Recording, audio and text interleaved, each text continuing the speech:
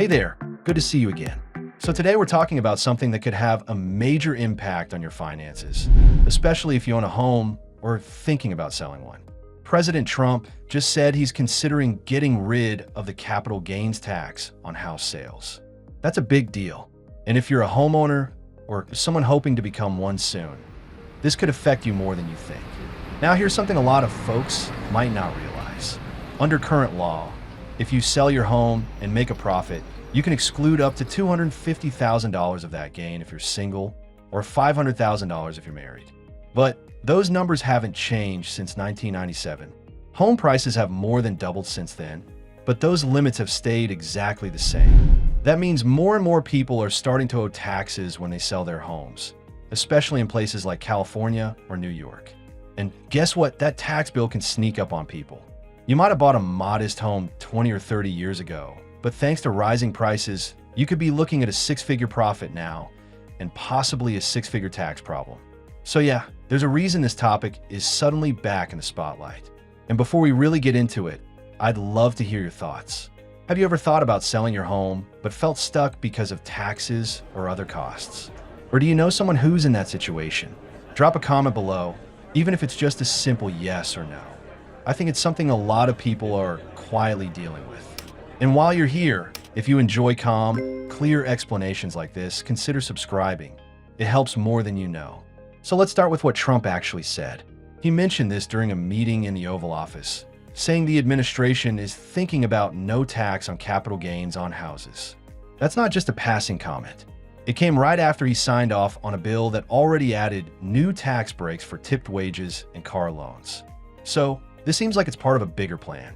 The idea is that by removing the tax on profits from selling a home, people, especially older homeowners, will be more willing to sell. Right now, some folks are sitting on homes they've owned for decades. They've built up equity, but they don't want to sell because they'd lose a big chunk to taxes. So instead, they just stay put. And that's part of why there's so little housing inventory out there. You see, housing markets work best when there's movement. People buying, selling, moving around. But if homeowners feel like they're being punished for selling, they hold on to their homes longer than they might want to. And that makes it harder for younger families to find something they can afford.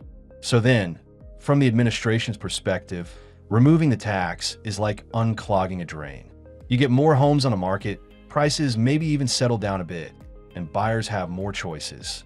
Sounds good, right? But also, there's a catch. Actually, a few. First off, the people who would benefit most from this are the ones with the largest profits. Think of someone who bought a home in the 1980s or 90s in San Francisco or Boston. They might have paid $100,000 back then. Now it's worth $1.5 million. Even with the current $500,000 exclusion, they're still looking at paying taxes on $900,000 in gains. That's a big chunk of change. So, eliminating the tax would save them a lot of money. But it doesn't do much for someone who just bought a home a few years ago and hasn't built up much equity yet. In other words, this change could mostly benefit people who are already doing pretty well financially. Now that doesn't make it a bad policy by default, but it does raise questions about fairness. Is it right to remove taxes on profits for a small group of well-off homeowners, while renters and first-time buyers continue to struggle? And speaking of renters, let's talk about another concern: speculation. If real estate becomes even more profitable for investors, we might see more folks buying homes just to flip them or rent them out shorter. That could make the housing market even tougher for everyday buyers. Prices could rise faster. Inventory could tighten up again. So while the policy might help free up some homes, it could also bring new challenges. Another thing to think about is inflation. Right now, interest rates are still pretty high. Mortgage rates are hovering around 7%. That's a huge barrier for first-time buyers. And when prices are already high, adding more investor demand could just make things worse. So even if more homes go up for sale, they might not be affordable for the average buyer. And yeah, one more thing here that gets overlooked. What about adjusting the current tax thresholds instead of removing the tax entirely? A lot of folks are saying, hey, rather than scrapping the tax, why not just raise the limits to reflect today's prices? Like bump them up for inflation. So if the current cap was $500,000 in 1997, it'd be over $1.2 million today. That would help a lot of people who bought their homes years ago, especially in high-cost areas, without handing out massive windfalls to multi-million-dollar sellers. So then, let's step back for a second. What's really going on here? Well, part of it is economic. The administration wants more people to sell their homes to loosen up the market. But part of it is political too. This proposal fits into a larger strategy of tax cuts that appeal to older and wealthier voters, people who are more likely to be homeowners and more likely to turn out for elections. And that's not necessarily a bad thing. It just helps to understand the timing and motivation behind it. And if you're a senior who's been thinking about downsizing, or maybe you've got adult kids who are urging you to move, you might be watching this closely. Because even if you love your home, that tax bill could be the one thing holding you back. Removing it might make your decision easier. But also, if you're living off savings or Social Security, you might be thinking, how does this help me? If I'm not selling a house, or I don't even own one, then this doesn't do much at all. And that's a fair point. That's why the conversation around this policy is so divided. For some people, it's a big win. For others, it's just another reminder that wealth often builds on wealth. Now here's a part that's easy to miss. Even though Trump supports the idea, it still has to pass Congress. And that's no sure thing.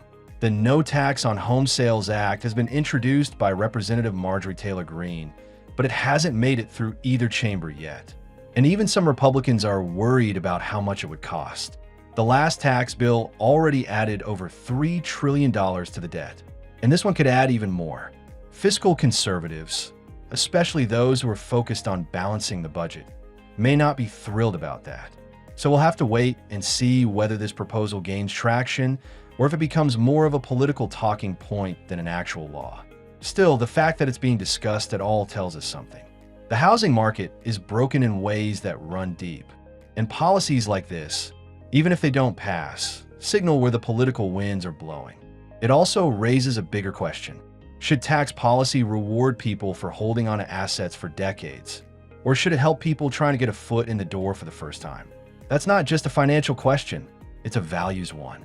So yeah, whether or not this policy becomes law, it's worth thinking about what kind of housing system we want to build. One that helps you sell a home tax-free, or one that makes it easier to buy one in the first place. Or maybe, hopefully both. And hey, if this topic made you stop and think, even just for a moment, I'd love to hear what you think in the comments. Do you think removing the capital gains tax on home sales is fair? Or should the government focus more on helping first-time buyers? Let me know. And if you found this helpful, maybe consider subscribing. I try to keep things clear, practical, and hopefully a little less stressful when it comes to money. So if you want to stay informed without the noise, you're in the right place. Thanks for being here, and I'll see you next time.